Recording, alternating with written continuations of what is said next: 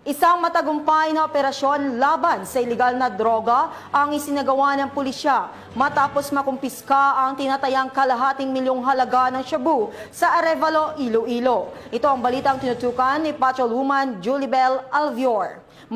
Sa mga operatiba ng Regional Police Drug Enforcement Unit 6, si Alias Ture at ang kanyang kasamahan sa isang matagumpay na buy-bust operation sa Sunset Boulevard, Barangay Suoc, Arevalo, pasado 1:00 ng madaling araw nito lamang ika-29 ng Oktubre taong kasalukuyan.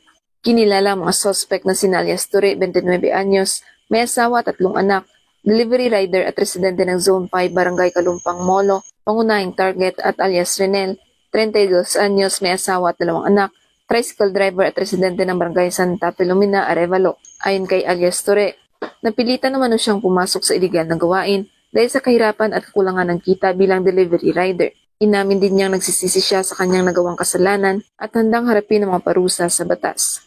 Sa salaysay nito, ginagamit umano nila ang GCash para sa mga transaksyon at isinasagawa ang dead draft system kung saan pinagkakasunduan nila ng source kung saan nilalagay ang droga at pera. Sa naging pahayag ni Police Major Marvin Villanueva, Deputy Chief ng RPDEU 6, inilahad nito na halos 1 buwan nilang minanmanan ang mga suspect bago isinagawa ang operasyon. Dagdag pa niya, malawak ang sakop na operasyon ng grupo ni Ture, kabilang na ang ilang bahagi ng Iloilo City at ilang bayan sa probinsya. Nasamsam kay Ture ang isang sachet ng hinihinalang shabu na binili gamit ang 12,500 pesos na marked money.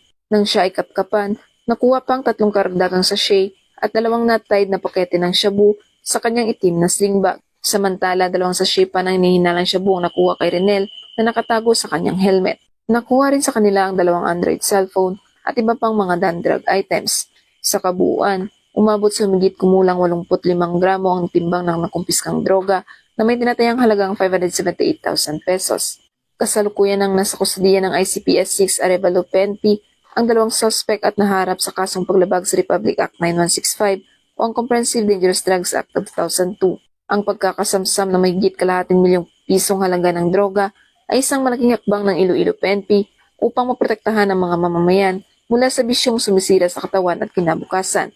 Sa patuloy na kampanya ng PNP, layunin nitong makamit ang isang lipunang malusog, produktibo at malaya sa droga. Dito sa Western Visayas, ako ang inyong Police News Network correspondent, Patrolwoman Julibel Alvior, alagad ng batas, tagataguyod ng balitang pulis.